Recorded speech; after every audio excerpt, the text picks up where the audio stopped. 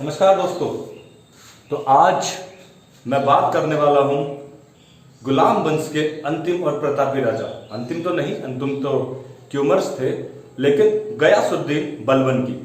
पिछली वीडियो में हमने जिसके बारे में इतना अध्ययन किया, जिसको उलूग खां की उपाधि नासिरुद्दीन महमूद ने दी थी।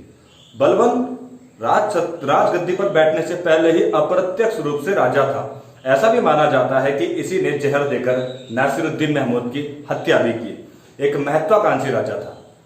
ये परंपरा थी, तुर्कान ए चहलगानी उसी को राजा चुनती थी जो इल्तुतमिश के वंश से होगा, परंतु वो उनके इशारों पर नाचेगा।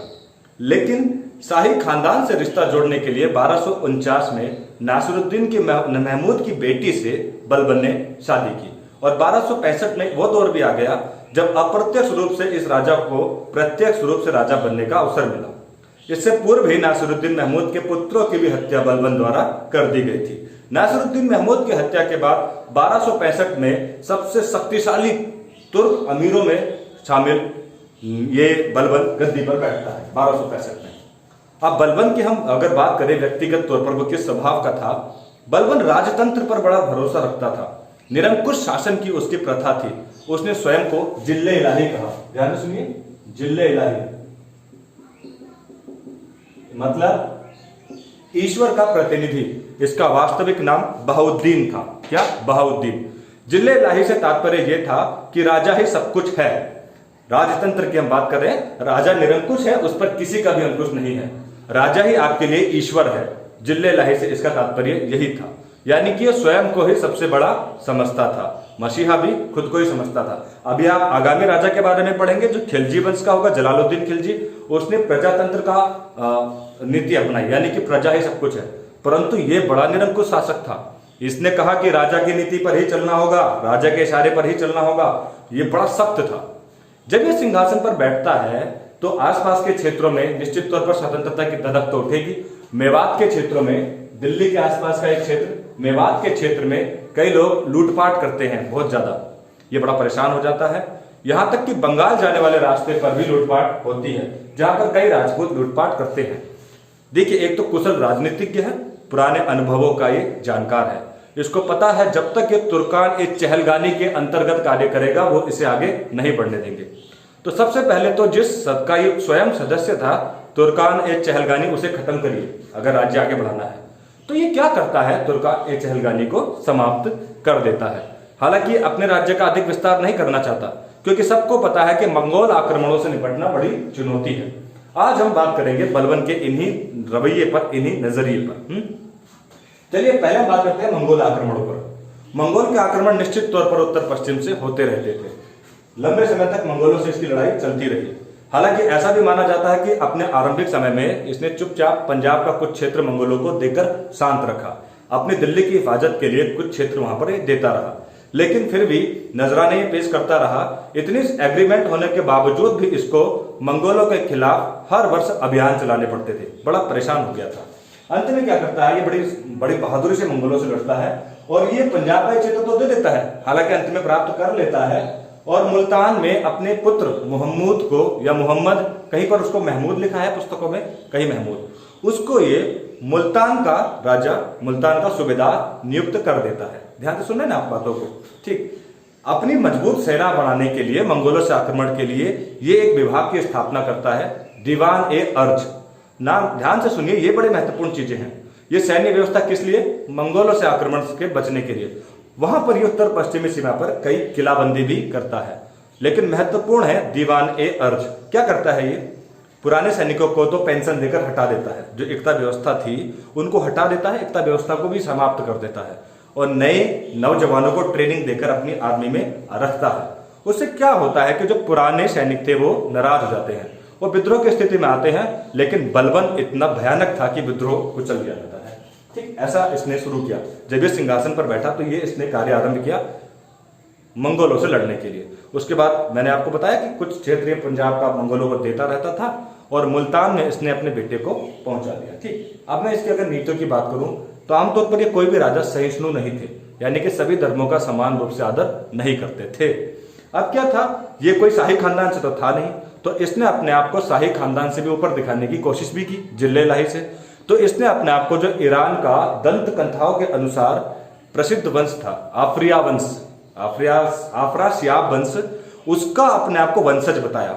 आफ्रासियाब वंशज के बारे में आप इंटरनेट पर सर्च करिए, काफी जानकारी आपको मिलेगी। ईरान का पवित्र, तो इसने अपने आप को पवित्र पारसी बताया। ईरान के लोग पारसी कहलाते थे, और ये पारसी त्योहार नवरोज भी मनाता था। ये तो व्यक्तिगत इसकी धार्मिक इच्छा पर निर्भर था।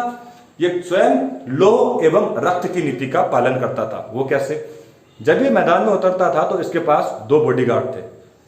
जब महल पर कोई भी इसका विरोध करता था तो वो कुछ शब्द चिल्लाते हुए आते थे और सीधे सर कलम कर देते थे। वो तगड़े तगड़े अंग रक्षकों के बीच में ही निकलता था और इसके एक इशारे पर, आंख के इशारे पर ही सर कलम कर दे जाता था महल में। वो चिल्लाते हुए आते थे बड़ी तेजी से, मतलब बड़ा ही भयानक दृश्य था वो। रक्त और लोहे की नीति का जो इसको मतलब कहा भी जाता है। क्यों कहा जाता है? जब मेवातियों ने लूटपाट की दिल्ली के आसपास, तो इसने उस विद्रोह को बड़ी निर्ममता के साथ कुचला, बहुत बुरी तरह से।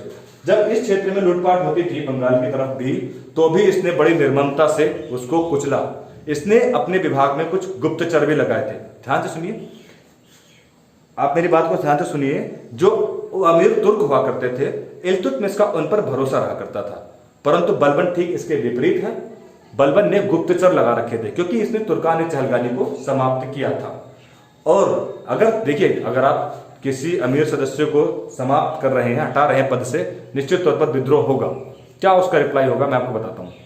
इसने एक 2 प्रथा निकाली, सिजदा और पैबोस। आप ध्यान से सुनिए बलबन की कहानी को। सिजदा और पैबोस क्यों निकाली होंगी वो? देखिए, सिजदा और पैबोस का मतलब क्या था। जो तुर्कान चहलगानी के अमीर सदस्य अपने आप को अमीर समझते हैं, ध्यान से सुनिए आप लोग। अब जब कभी भी महल में आएंगे तो सिजदा आपने देखते ना, ये हालांकि इस्लामिक नहीं था, ये पारसी नियमों को चलाता था। और उन दिनों मंगोल का पूरा क्षेत्र, यानी कि अरब तक का क्षेत्र, भूमध्य सागर से चीन तक का क्षेत्र मंगोलों के अधीन था। और मंगोल प्योर मुस्लिम नहीं थे उस समय पर। तो आप समझने की कोशिश भी करिए कि मुस्लिमों का, इस्लाम का यही एकमात्र शासक बचा था बलबन। इसीलिए इसने अपनी ही पद्धति निकालनी शुरू कर दी, अपने आप को जिल्लेलाही भी कहा। और उन अमीर तुर्कों को क्या रिप्लाई करा, अब आप जब महल में आएंगे तो सिजदा करिए। सिजदा मतलब हाथ झुकाकर ऐसे, जो आप पुरानी फिल्मों में भी देखते होंगे, जब राजा आता है तो इस तरह से किया जाता है। और पैबोस मतलब राजा के पैर चूमिए। ये इस हद तक गया झुकाने के लिए। कहा ना, बड़ा कड़क, बड़ा ही कठोर स्वभाव का ये राजा हुआ। हम बात कर रहे हैं बलबन की। अच्छा, सिजदा पैबोस तक अगर बात होती तो ठीक है, ये रुक जाता। हाँ, तुर्कान चहलगानी था, नवरोज था। अच्छा, अब इसके बारे में मैं आपको क्या बताऊं। इसके समय का एक अभियान था। वैसे आपको इसकी व्यक्तिगत पर्सनैलिटी तो पता चल गई होगी, ये कितना खतरनाक किस्म का आदमी था बलबन। अच्छा, इसके नेचर के बारे में मैं आपको बताऊं। इसने अपने क्षेत्र में शराब पूरी तरह से बैन कर दी। समझ रहे ना आप? शराब, हंसी मजाक, नृत्य बंद कर दिया। माना जाता है कि हर मुद्रा में इसका फेस एक जैसा ही रहता था। खुशी में भी एक जैसा ही दिखता था, गम में भी। और ऐसा भी माना जाता है कि कई चीजों को अपने मन में छुपा कर रखता था। मतलब राज्य में कुछ भी हो जाए, बाहर शो नहीं होता था, तो कई लोगों को पता ही नहीं चलता था कि राजा का मूड कैसा है। बड़ा ही कठोर था, अडिग था, और राजतंत्र में बहुत ज्यादा विश्वास करता था। निरंकुश है राजा, और अपनी मुद्राओं से चेहरे की कभी ये शो नहीं होने देता था कि ये दुखी है या सुखी है। इसके अभियानों की अगर हम बात करें तो इसने अपने साम्राज्य का ज्यादा विस्तार नहीं किया। उसकी मूल वजह तो रहे मंगोल आक्रमणकारी, परंतु एक अभियान बंगाल में चला। बंगाल, क्योंकि मैंने आपको पहले भी बताया, बंगाल का नाम बार बार सुनेंगे, वो विद्रोह की बात करते रहते थे। तो बंगाल में क्या करता है, अपने बेटे को भेज देता है बंगाल में। बंगाल में भी वही सीन होता है जो इल्तुतमिश के साथ हुआ था। पहले वो अपनी स्वतंत्रता घोषित करते हैं, और बाद में जैसे ही बलबन दिल्ली पहुंचता है, जैसे ही बलबन पहले बंगाल पहुंचता है तो अधीनता स्वीकार कर लेते हैं, जैसे ही वापस दिल्ली पहुंचता है फिर से स्वतंत्र। तो ये क्या करता है, अपने बेटे को, बुगरा खां को यहाँ पर भेज देता है। उस दौर में बुगरा खां को ये बंगाल सौंप देता है। गयासुद्दीन बलबन की हम बात कर रहे हैं। अच्छा, इसके जो नेचर की हमने बात की थी बलबन के बारे में, तो बलबन मैंने कहा कि शो अप नहीं होने देता था। इसकी मृत्यु का कारण भी वही रहा। एक्चुअल में 1280 में इसने बंगाल पर पूरी तरह नियंत्रण स्थापित कर लिया। उससे पहले वो कभी अधीन कभी ना अधीन तो रहता था। इसके पुत्र की मृत्यु हो जाती है, जिसको इसने मंगोलों से आक्रमण के लिए सूबेदार नियुक्त किया था। ध्यान से सुनिए, मुल्तान का। इसी वीडियो में मैंने पहले आपको बताया था। मोहम्मद शाह उससे बड़ा प्यार करता है, उसी को उत्तराधिकारी भी मानता है, उसकी मृत्यु हो जाती है। अब माना जाता है कि ये मृत्यु के बाद भी जब महल में आता है तो इसके चेहरे पर ऐसा लगता ही नहीं कि बेटे की मृत्यु हुई है, और ये भी जाना जाता है कि ये अकेले में जाकर रोता था, लेकिन जनता के सामने प्रदर्शित नहीं करता था। और ये इसकी मृत्यु की मूल वजह भी बना, अपने हाव भाव छुपाने के कारण इसके हार्ट अटैक से या फिर इसी तरह से गम में ही, अपने पुत्र की मृत्यु के गम में ही ये मर गया, और ये उस चीज को कभी शो नहीं कर पाया। गयासुद्दीन बलबन। परीक्षा में पूछे जाने वाले सवाल इससे संबंधित बहुत महत्वपूर्ण हैं, जो अभी आपको समझ में भी आ रहे होंगे। सिजदा, पैबोस, नवरोज, ये किसकी प्रथाएं हैं? ये सब इसी की हैं। महत्वपूर्ण ये भी है कि दीवान अर्ज किसने स्थापित किया। अब देखिए होता क्या है, बलबन की मृत्यु तो हो जाती है, उत्तराधिकारी के लिए संघर्ष। 1287 में बलबन की मृत्यु होती है, और आपको ये भली बात भी पता है कि 1290 में नया वंश आने वाला है, खिलजी वंश। तो ये भी जानना जरूरी है कि अब आखिरकार ऐसा क्या होगा। देखिए इसके बाद बुगरा खां को कहा जाता है कि आप गद्दी पर बैठिए। बुगरा खां उस समय पर बंगाल का नवाब था, लेकिन मंगोलों के आक्रमण और आंतरिक विद्रोह की स्थिति को भांपते हुए बुगरा खां सिंहासन लेने से मना कर देता है। बड़ी पेचीदा स्थिति है कि बाप को जिस सिंहासन के लिए इतना संघर्ष करना पड़ा, इतने पदों पर रहना पड़ा, वही सिंहासन प्राप्त करने के लिए इसका बेटा बुगरा खां मना कर देता है। बड़ी विकट स्थिति है। तो देखिए यहाँ पर बुगरा खां बंगाल का सूबेदार बनकर ही खुश रहता है। अब कौन गद्दी पर बैठेगा? बलबन चाहता था कि क्या खुसरो नाम का जो उसका पुत्र है वो गद्दी पर बैठे, लेकिन उसकी हत्या हो जाती है, या षड्यंत्र के तहत वो मार दिया जाता है। अब गद्दी पर बैठता है कैकुबाद। ध्यान से देखिए, कैकुबाद गद्दी पर बैठता है। बुगरा खां बंगाल का नवाब बन जाता है, बंगाल का सूबेदार। आगे तक वो बंगाल पर स्वतंत्र हुकूमत अपने चलाएगा खिलजियों के साम्राज्य में। कैकुसरो नहीं बैठ पाता तो कैकुबाद गद्दी पर बैठता है, लेकिन ये भी इसकी भी मृत्यु हो जाती है। अब गुलाम वंश का अंतिम राजा दौर 1290, क्यूमर्स। क्यूमर्स दिल्ली सल्तनत का वो राजा है जो सबसे कम समय तक गद्दी पर बैठता है। क्यूमर्स बड़ा अल्पवयस्क होता है। उसके संरक्षण की जिम्मेदारी दी जाती है जलालुद्दीन खिलजी को। अल्पवयस्क होने के कारण जलालुद्दीन खिलजी इस अवसर का लाभ उठाता है। लाभ क्या उठाता है? वो क्यूमर्स की हत्या कर देता है, और हत्या करके उसका शव यमुना नदी में फेंक देता है। अभी आगामी वीडियो में आप पढ़ेंगे कि उसी यमुना नदी में जलालुद्दीन खिलजी का भी शव बहेगा, परंतु फिलहाल तो क्यूमर्स की हत्या करके जलालुद्दीन एक नए वंश की स्थापना करता है जो कहलाता है खिलजी वंश। इसी खिलजी वंश में आप अलाउद्दीन खिलजी का भी जिक्र पढ़ेंगे। मेरी अगली वीडियो में यही रहेगा। तो आपको ये दिल्ली सल्तनत, यहाँ पर आज गुलाम वंश समाप्त होता है गुल खिले तसले में। तो गुल खिले तसले में पहले गुल से गुलाम वंश की आज समाप्ति होती है।